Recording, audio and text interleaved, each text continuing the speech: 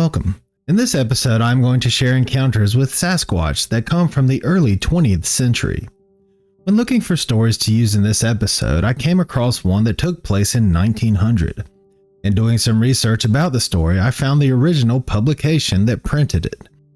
The name of the magazine is Maclean's magazine, and the issue containing the encounter was published on April 1st, 1929. And it features stories about Sasquatch encounters from British Columbia, Canada.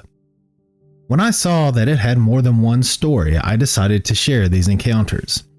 As I already mentioned, these stories come from Maclean's magazine, and I will read them just as they were originally written by J.W. Burns. I will put a link in the description below if you want to follow along or just go check it out. Also, if you'd like to help support the channel, click on the join button below. Alright. Let's get into today's stories.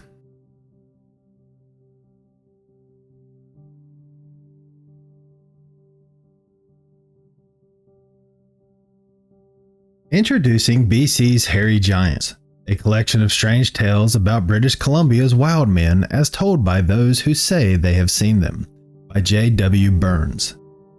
Are the vast mountain solitudes of British Columbia, of which but very few have been so far explored, populated by a hairy race of giants, men, not ape-like men. Reports from time to time, covering a period of many years, have come from the hinterlands of the province that hairy giants had been occasionally seen by Native Americans and white trappers in the mountain fastnesses far from the pathway of civilization.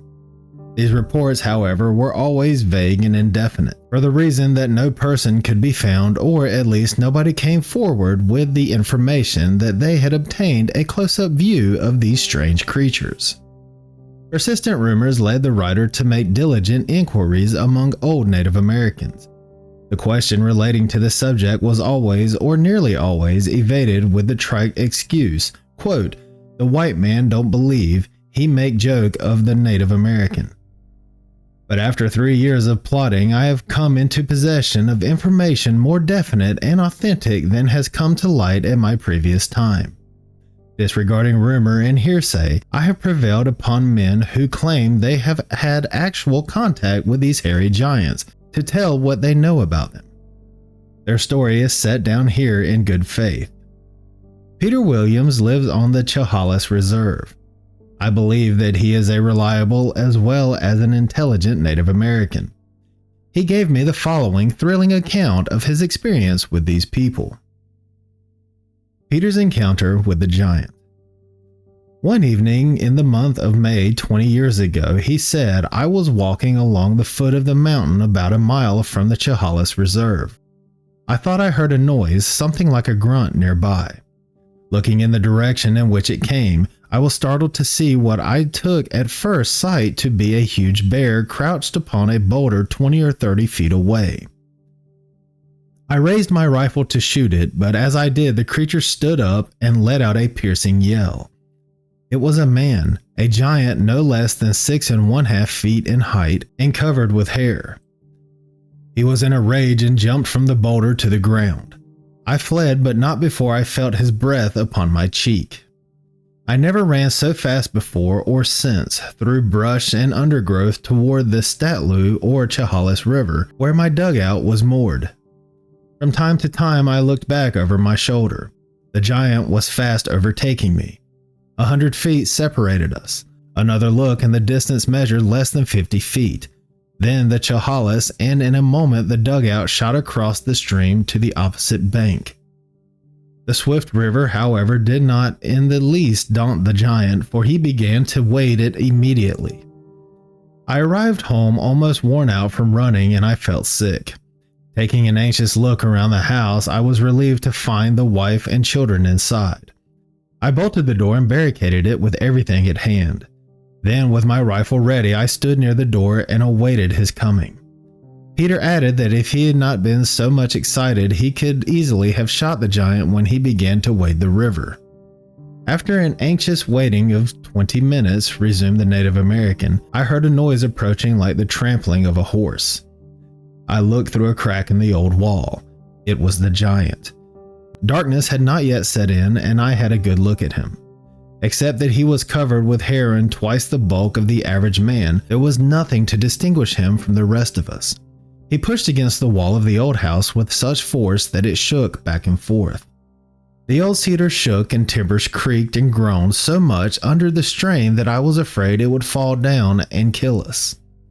I whispered to the old woman to take the children under the bed. Peter pointed out what remained of the old house in which he lived at the time, explaining that the giant treated it so roughly that it had to be abandoned the following winter. After prowling and grunting like an animal around the house, continued Peter, he went away.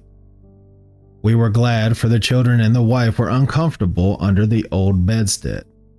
Next morning I found his tracks in the mud around the house, the biggest of either man or beast I had ever seen. The tracks measured 22 inches in length, but narrow in proportion to their length.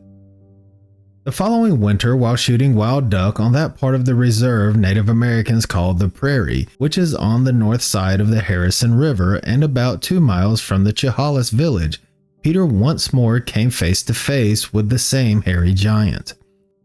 The Native American ran for dear life, followed by the wild man. But after pursuing him for 300 or 400 yards, the giant gave up the chase.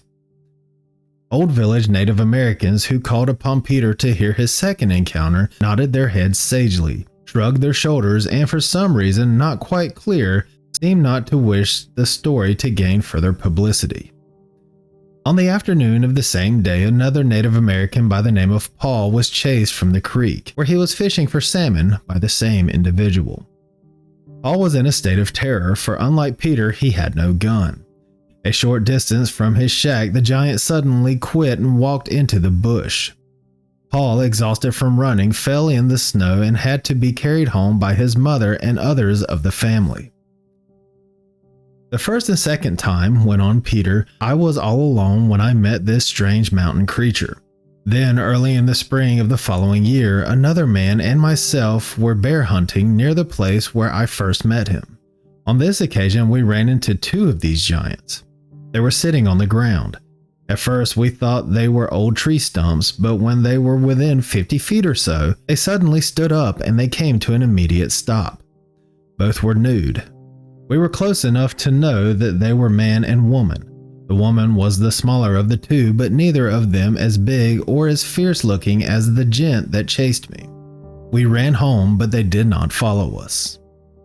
One morning, some few weeks after this, Peter and his wife were fishing in a canoe on the Harrison River near Harrison Bay. Paddling round a neck of land, they saw on the beach within 100 feet of them the giant Peter had met the previous year. We stood for a long time looking at him, said the Native American, but he took no notice of us. That was the last time, concluded Peter, I saw him. Peter remarked that his father and numbers of old Native Americans knew that wild men lived in caves in the mountains, had often seen them. He wished to make it clear that these creatures were in no wise related to the Native American. He believes there are a few of them living at present in the mountains near Agassiz. This is far from the first time I have heard of Sasquatches being referred to as a man rather than an ape-like creature or otherwise. Whatever the case, the hairy giant, as he is called in this story, apparently did not like being seen or having a gun aimed at him. Peter's adrenaline must have kicked in for him to be able to outrun this thing and make it to his house before the Sasquatch could catch him. Actually, he did say that this creature had to wade across the river and it did slow it down. But to have it chase him all the way to his house and then shake it to the point that it caused permanent damage, that just shows how strong these creatures really are. This story is also a good example of the different personalities of these beings, as the other 2 he saw were very docile compared to the one that chased him. Some seem enraged when they see us, while others don't seem to notice or care that we are close by. I guess that's why there are stories where these beings get angry and chase us, and others where they actually help people. I guess it depends on what kind of mood they are in that day. Unless, of course, we are talking about the one from this story that chased Peter and his friend Paul. What do you think about Peter's story?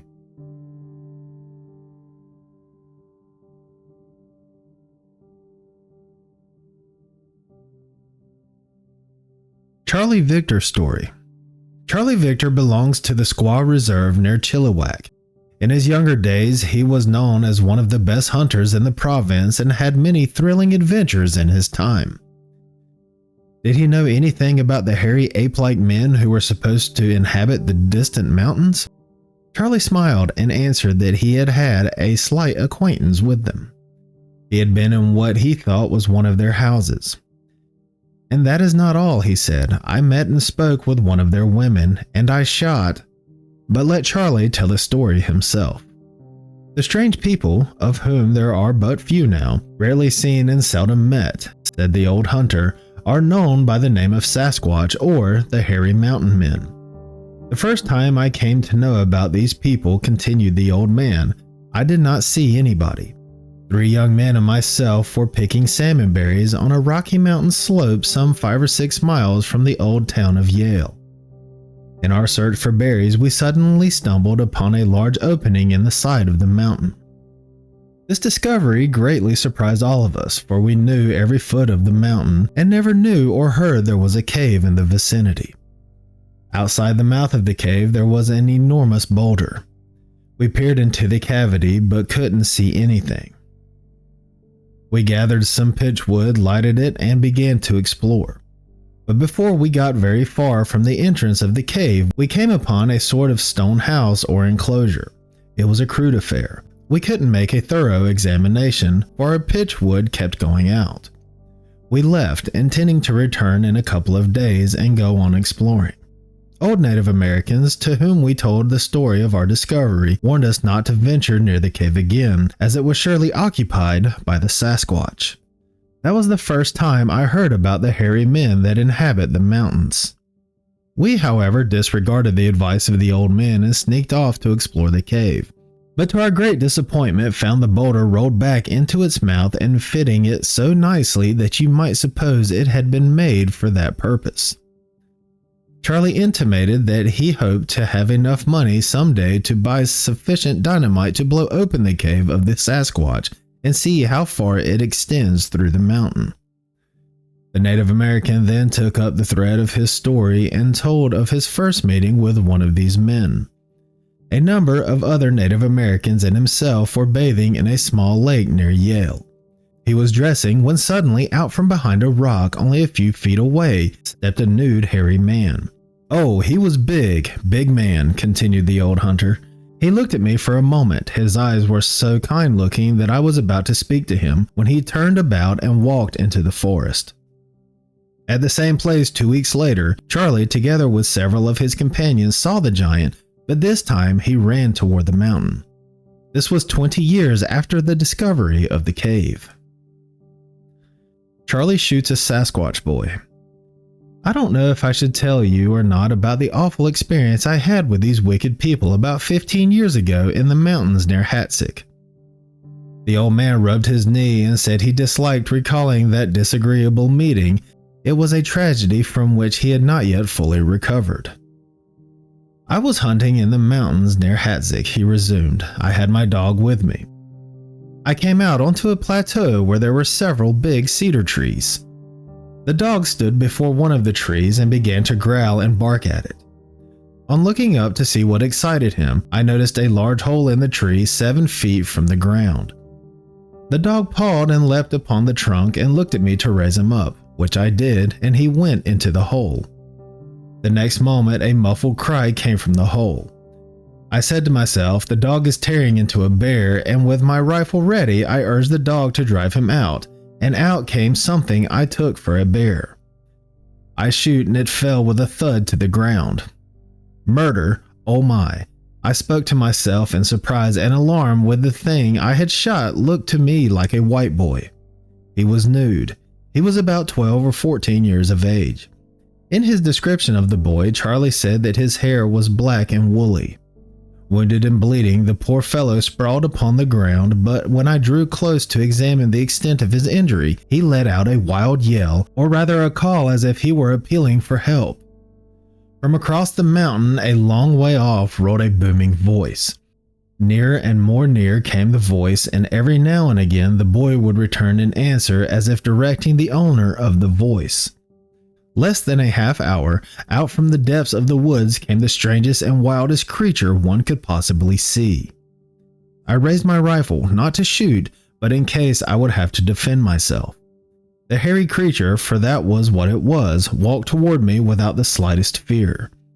The wild person was a woman. Her face was almost black and her long straight hair fell to her waist. In height she would be about 6 feet, but her chest and shoulders were well above the average in breadth. Charlie remarked that he had met several wild people in his time, but had never seen anyone half so savage in appearance as this woman. The old brave confessed he was really afraid of her. In my time, said the old man, and this is no boast, I have in more than one emergency strangled bear with my hands, but I'm sure if that wild woman laid hands on me, she'd break every bone in my body. She cast a hasty glance at the boy. Her face took on a demoniacal expression when she saw he was bleeding. She turned upon me savagely and in the Douglas tongue said, "You have shot my friend." I explained in the same language, for I'm part Douglas myself, that I had mistaken the boy for a bear and that I was sorry. She did not reply, but began a sort of wild frisk or dance around the boy, chanting in a loud voice for a minute or two, and as if in answer to her, from the distant woods came the same sort of chanting troll. In her hand she carried something like a snake, about 6 feet in length, but thinking over the matter since, I believe it was the intestine of some animal. But whatever it was, she constantly struck the ground with it. She picked up the boy with one hairy hand with as much ease as if he had been a wax doll. At this point of the story, Charlie began to make pictures in the sand with a maple stick and paused or reflected so long that we thought he had come to the end of his narrative when he suddenly looked up and said with a grin, "Perhaps I better tell you the rest of it, although I know you'll not believe it." There was challenge of defiance in her black eyes and dark looks, went on Charlie, as she faced and spoke to me a second time, and the dreadful words she used sent me shaking. "You remember them?" I asked. "Remember them," he repeated. "They still ring round my old ears like the echo of a thunderstorm." She pointed the snake-like thing at me and said, "Siwash, you'll never kill another bear." The old hunter's eyes moistened when he admitted that he had not shot a bear or anything else since that fatal day. Her words, expression, and the savage avenging glint in her dark, fiery eyes filled me with fear, confessed the Native American. And I felt so exhausted from her unwavering gaze that I was no longer able to keep her covered with my rifle. I let it drop. Charlie has been paralyzed for the last 8 years, and he is inclined to think that the words of the wild woman had something to do with it. The old man told how his, quote, brave dog that never turned from any bear nor cougar lay whimpering and shivering at his feet while the Sasquatch woman was speaking. Just, said Charlie, as if he understood the meaning of her words. The old man said that she spoke the words Yahoo, Yahoo frequently in a loud voice, and always received a similar reply from the mountain. The old hunter felt sure that the woman looked somewhat like the wild man he had seen at Yale many years before, although the woman was the darker of the two. He did not think the boy belonged to the Sasquatch people because he was white and she called him her friend, reasoned Charlie. They must have stolen him or run across him in some other way, he added. Native Americans, said Charlie, have always known that wild men lived in the distant mountains, within 60 and 100 miles east of Vancouver, and of course they may live in other places throughout the province, but I have never heard of it. It is my own opinion since I met that wild woman 15 years ago that because she spoke the Douglas tongue, these creatures must be related to the Native American. It's probably a good thing when Charlie and his friends found that cave that their torches kept going out, forcing them to leave. It is also fortunate that the cave was blocked off when they went back. I say this because the last place you probably want to be is between a Sasquatch and their home should they enter the cave behind you and cut you off from the only avenue of escape. Speaking of the rock, he mentions in his story that it looked as if it was made specifically to fit in that cave opening. I was thinking this as well and fully believe it was meant to fit that opening, which is why it did so perfectly. In his second story, I find it very interesting that Charlie mentions he believes the Sasquatch took the boy, because I have heard of them doing this, with the most famous instance coming from a missing 411 story. The tale of Dennis Martin's experience is a heartbreaking one, but it has a strange twist. A couple who were hiking down a mountain near where he went missing saw what they say looked like an upright creature covered in hair, carrying what looked to be a human over its shoulder, darting from tree to tree. Perhaps that boy Charlie saw was indeed taken by the Sasquatch. Also, this is the first time I've heard of a Sasquatch communicating with someone in a language they could understand. Then there is what I can only describe as a ritual performed by the Sasquatch around the boy. And with all the hollering coming back when she yelled, that would have been terrifying. Also, hearing her screaming getting closer and closer when the boy called out to her would have been unnerving as well. I can't say I blame the dog for lying there and whimpering. I'm sure many of us would have the exact same reaction. I'm also not surprised that Charlie was so scared that he lowered his gun. I don't think it would have done much good anyway. He wasn't able to hunt anymore after his encounter, but at least Charlie walked away with his life. What do you think about Charlie's story?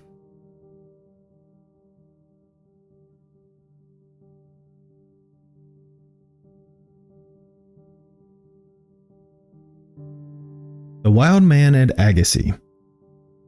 At Agassiz, near the close of September 1927, Native American hop pickers were having their annual picnic. A few of the younger people volunteered to pick a mess of berries on a wooded hillside, a short way from the picnic grounds. They had only started to pick when out of the bush stepped a naked, hairy giant. He was first noticed by a girl of the party who was so badly frightened that she fell unconscious to the ground.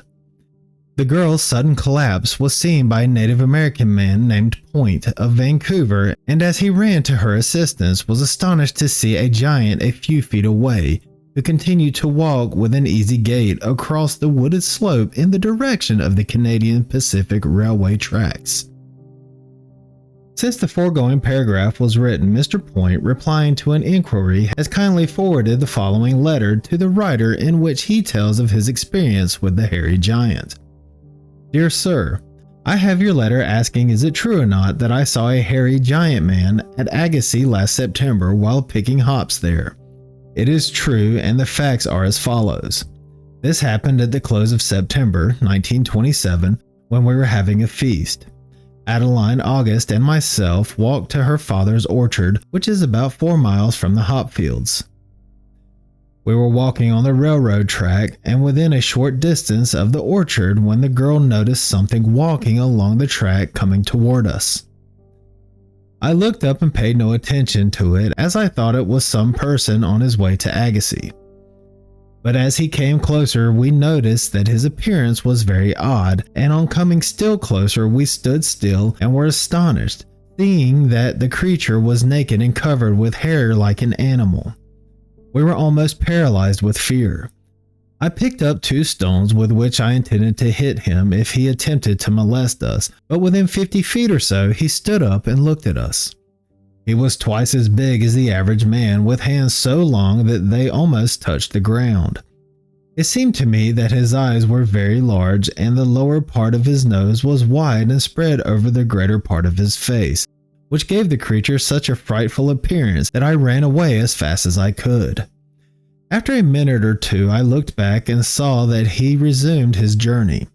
The girl had fled before I left, and she ran so fast that I did not overtake her until I was close to Agassiz, where we told the story of our adventure to the Native Americans who were still enjoying themselves. Old Native Americans who were present said the wild man was no doubt a Sasquatch, a tribe of hairy people whom they claim have always lived in the mountains, in tunnels and caves.